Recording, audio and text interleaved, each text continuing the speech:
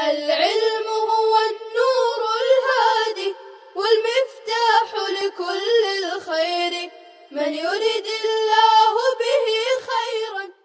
الحمد لله رب العالمين والصلاة والسلام على سيد الأنبياء وأشرف المرسلين وآله وصحبه أجمعين. طلباء عزیز، حدیث چل رہی تھی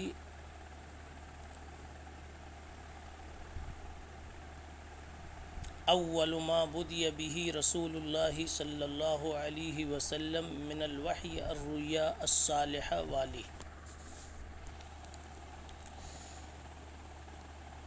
بات یہاں تک پہنچی تھی کہ نبی پاک صلی اللہ علیہ وسلم کو نبوت سے پہلے اور نزول وحی سے پہلے 6 مہینہ تک اچھے اچھے خواب اللہ کی طرف سے دکھلائے گئے تھے،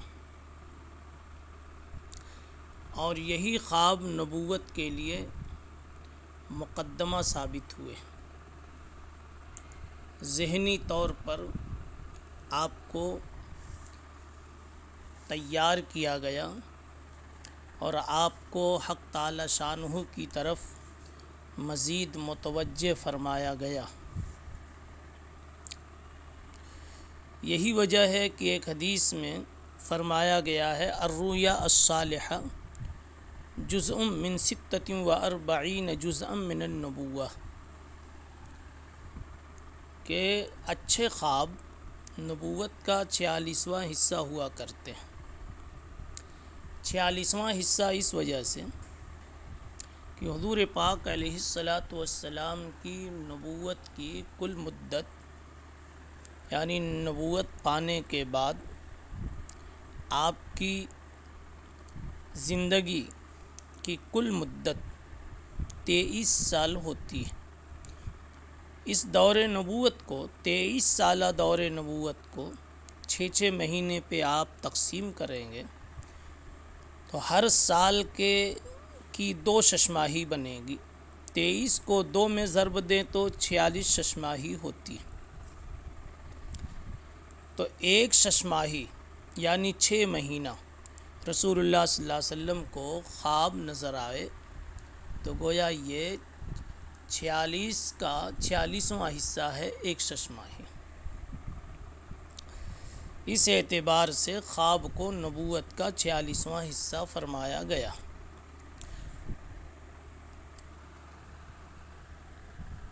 اسی خواب کے تعلق سے حضرت عائشہ رضی اللہ تعالی عنہا نے فرمایا تھا فَكَانَ لَا يَرَى رُؤْيَا إِلَّا جَاءَتْ مِثْلَ فَلَقِ الصُّبْحِ ثُمَّ حُبِّبَ إِلَيْهِ الْخَلَا. نبی پاک صلی اللہ علیہ وسلم کے خواب کو حضرت عائشہ نے صبح کی سفیدی اور روشنی کے ساتھ کیوں تشبیہ دی، اس کے نقطے گزشتہ سبق میں آپ کو بتلائے جا چکے ہیں. ثم حبب الیہ الخلا، پھر آپ کو تنہائی محبوب کر دی گئی. اللہ تعالیٰ ہی کی طرف سے خود یہ نظام کیا گیا کہ آپ کو تنہائی اچھی لگنے لگی. خلوت پسندی آ گئی طبیعت میں، اور خلوت یہ بھی مقدمہ ہے آگے کی ترقیات کے لیے. حضرت علامہ تھانوی رحمۃ اللہ علیہ نے ایک جگہ فرمایا ہے کہ تخلی یا تحلی کا مقدمہ ہوا کرتی ہے. اس لیے جس انسان کو اللہ تعالیٰ سے اپنا تعلق بڑھانا ہے اسے اپنے آپ کو غیر ضروری جلوتوں سے نکال کر خلوتوں کا اہتمام کرنا چاہیے. چنانچہ سالکین طریقت پر ایک مرحلہ ایسا آتا ہے، ان کی طبیعت میں ایک ایسا تقاضا ہوتا ہے کہ اختلاط عام کو پسند نہیں کرتے، ان کی طبیعت بیزار رہتی ہے۔ یہ وہ زمانہ ہوتا ہے جس میں ان کی روحانیت کو اللہ کی طرف سے ترقی ملتی رہتی ہے۔ وَكَانَ يَخْلُو بِغَارِ حِرَا۔ اب نبی پاک صلی اللہ علیہ وسلم کو جب خلوت کا خیال ہوا تو خلوت کی جگہ آپ نے تلاش فرمائی۔ مکے میں کوئی جگہ قریب میں کعبۃ اللہ کے پاس میں ایسی نظر نہیں آئی جہاں کامل خلوت ہو سکے، اور مکے کے گندے شور و شغب سے آپ مکمل محفوظ ہوں، کسی کے ملنے کے امکانات نہ ہوں۔ جستجو کے بعد غار حرا کی جگہ آپ کے انتخاب میں آئی۔ غار حرا آج جبل النور کے نام سے جانا جاتا ہے۔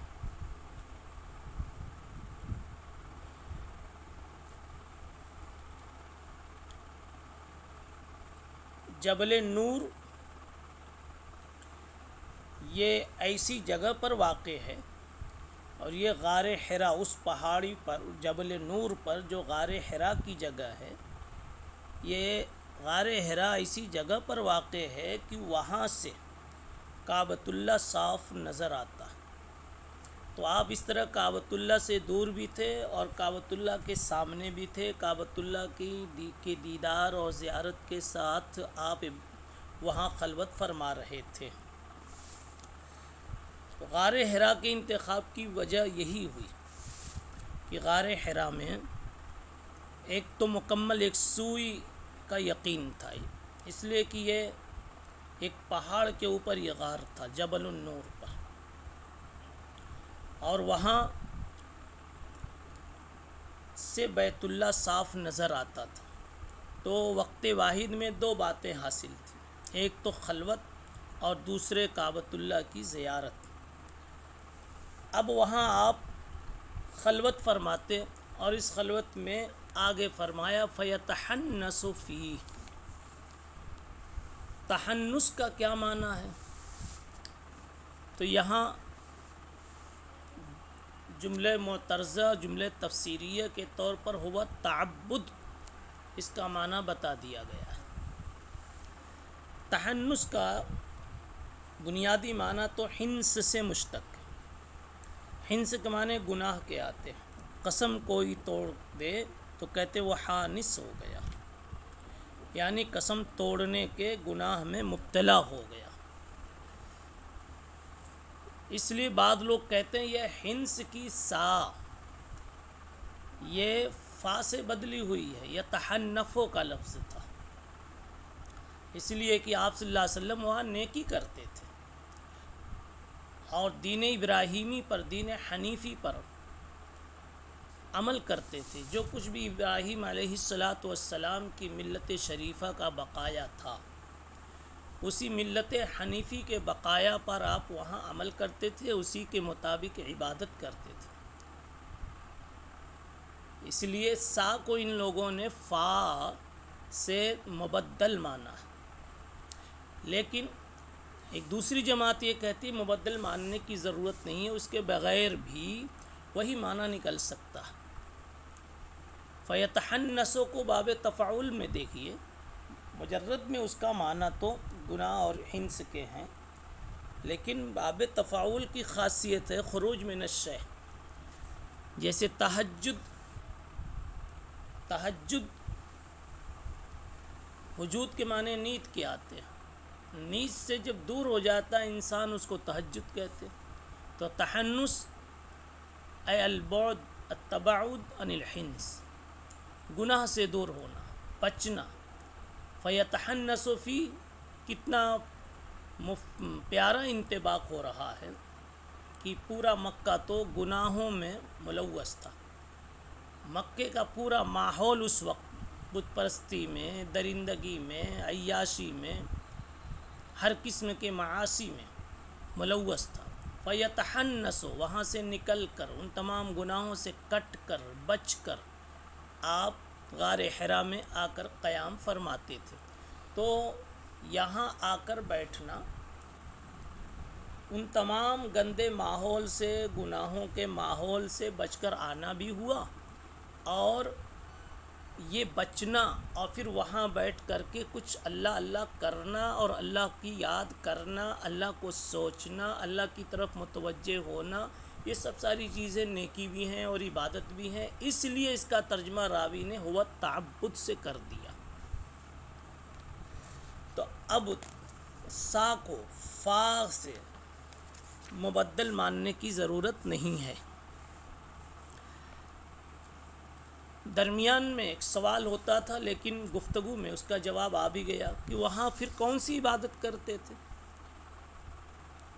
یتحنفوں کی تقدیر سے بات صاف ہو جاتی ہے کہ دین حنیفی کے مطابق عبادت کرتے تھے۔ سیدنا ابراہیم علیہ السلام کے مذہب کی اور آپ کے شریعت کی، آپ کے دین کی کچھ بقیہ چیزیں زمانے جاہلیت تک رہی ہیں، رسول اللہ صلی اللہ علیہ وسلم کے دور تک رہی ہیں، بلکہ آج بھی ہیں۔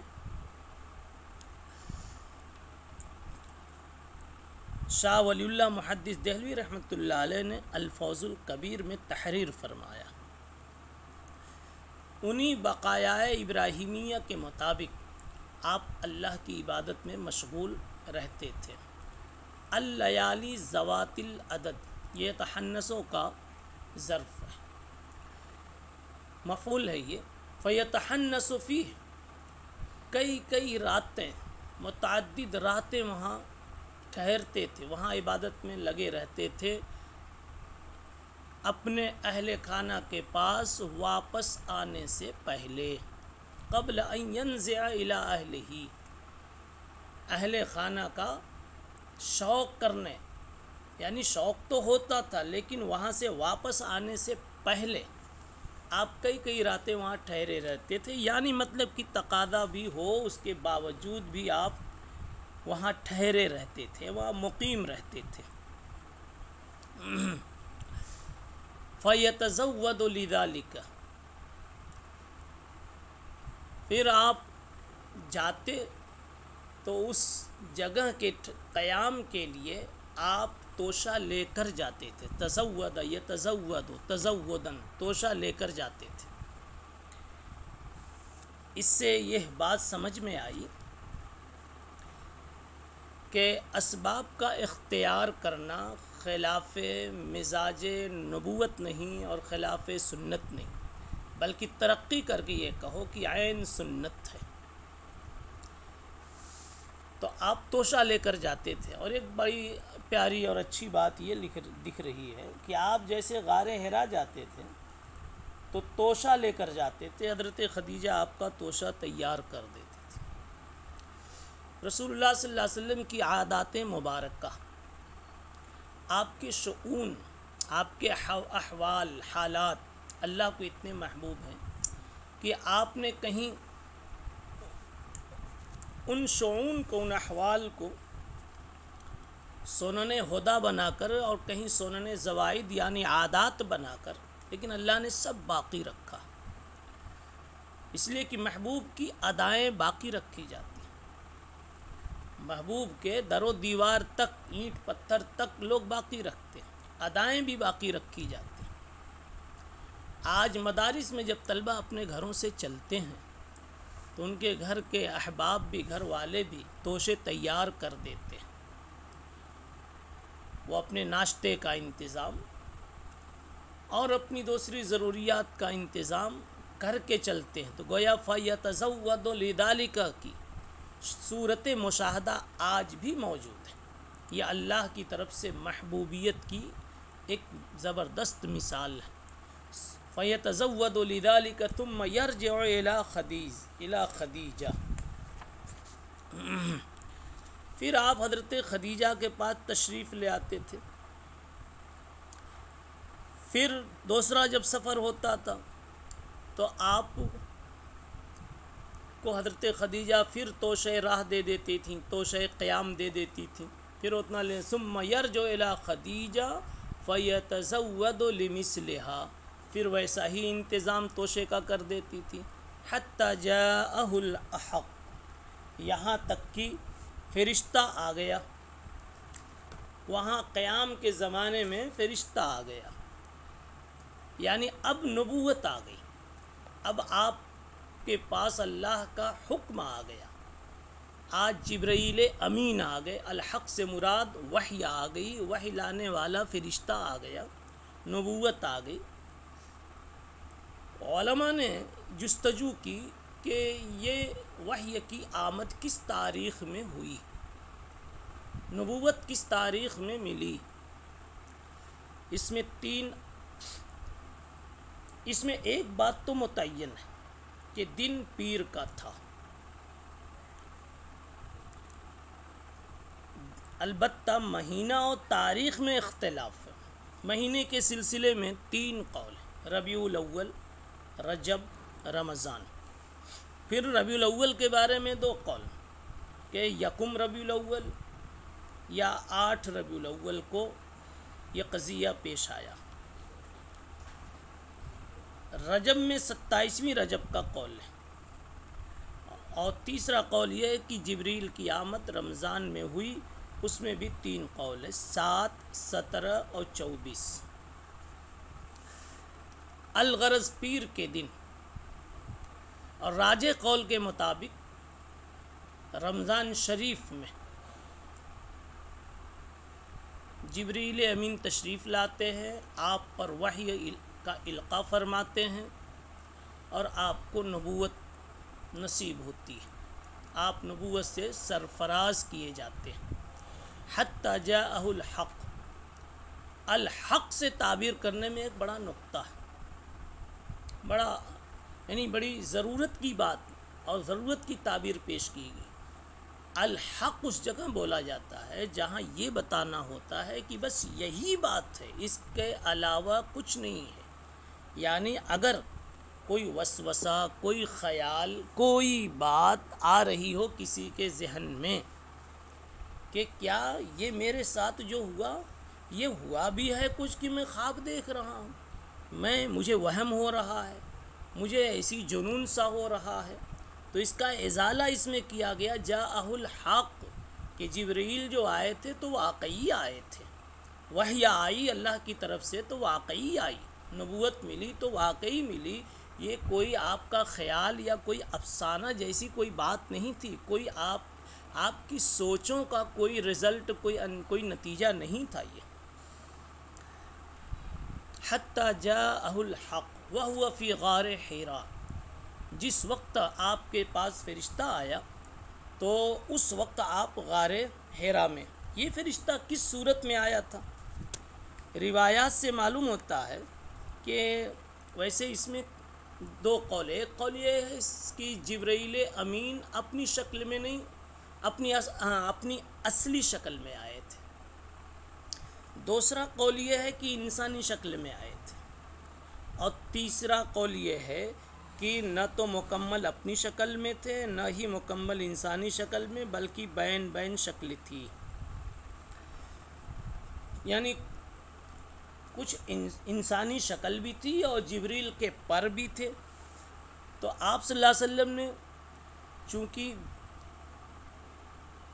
پہلے جبریل کو بے شمار پر کے ساتھ اصلی صورت میں دیکھا تھا، جو بہت چھائی ہوئی تھی، وہ صورت آج نہیں تھی، بلکہ اس درجہ تھی جو غار کے اندر سما سکے، اس حالت میں آئے اور آ کر کے کہا اقرا۔ تو بہرحال جبرائیل امین اس شکل میں آئے تھے کہ کچھ جبرائیلی شکل تھی، کچھ انسانی شکل تھی، اسی لیے 3 قول ہو گئے۔ کچھ کا لحاظ کیا تو ایک قول یہ ہوا کہ انسانی شکل، ایک قول یہ جبرائیلی شکل، اور ایک یہ ہے کہ بین کچھ والی شکل تھی۔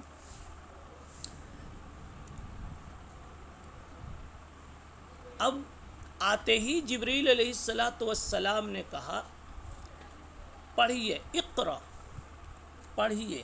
ایک چھوٹا سا سوال ہوتا ہے طالب علمانہ، اور چونکہ طلبہ ہی سے گفتگو ہو رہی ہے کہ جبریل آ کے کہتے ہیں پڑھیے آپ، حضور پاک صلی اللہ علیہ وسلم کہتے ہیں ما انا بقاری، ما انا بقاری کو بھی بعد میں سمجھے، پہلے یہ کہ جب جبرائیل نے آتے ہی پڑھنے کا مکلف بنایا، جبکہ حضور پاک صلی اللہ علیہ وسلم پڑھے ہوئے نہیں تھے، تو یہ تو تکلیف ما لا یطاق ہے۔ ایسی چیز کا مکلف کرنا جو مخاطب کے بس میں نہیں ہے، شریعت کا یہ مزاج نہیں ہے، اس کا جواب یہ ہے کہ امر کی دو قسمیں، یا ایک امر تکلیفی ہوتا ہے جس کو لے کر سائل نے سوال کیا، یعنی کسی کام کا مکلف بنانے کے لیے، ذمہ داری سونپنے کے لیے کوئی امر کا صیغہ استعمال کیا جائے، اور ایک امر تلقینی ہوتا ہے۔ تلقینی کا مطلب یہ ہوتا ہے کہ آپ پڑھیے، میں پڑھاتا جاؤں اور آپ پڑھیے، یہ نہیں کہ آپ پڑھے ہوئے ہیں میرے کہنے سے پڑھیے، میں پڑھاتا جاؤں، سکھاتا جاؤں، بتاتا جاؤں کہ کیسے پڑھنا، پھر آپ پڑھیے۔ اور اس کو تکلیف ما لا یطاق نہیں کہتے۔ جب پڑھانے والا، سکھانے والا سکھا رہا ہے، پھر پڑھنے کا مکلف بنا رہا ہے، تو تکلیف ما لا یطاق نہیں بلکہ تکلیف ما یطاق ہے۔ یہ تو اب جو چیز بس میں ہو گئی وہ پڑھنے کو کہی، اس کے پڑھنے کو کہا جا رہا ہے، تو یہ امر تلقینی ہے، نہ کہ امر تکلیفی۔ بقیہ انشاءاللہ اگلی مجلس میں۔ سبحان اللہ بحمدی، سبحان اللہ العظیم۔ السلام عليكم. لا تنسوا الاعجاب بالفيديو والاشتراك في القناة تشجيعا لنا لنستمر بنشر المزيد إن شاء الله.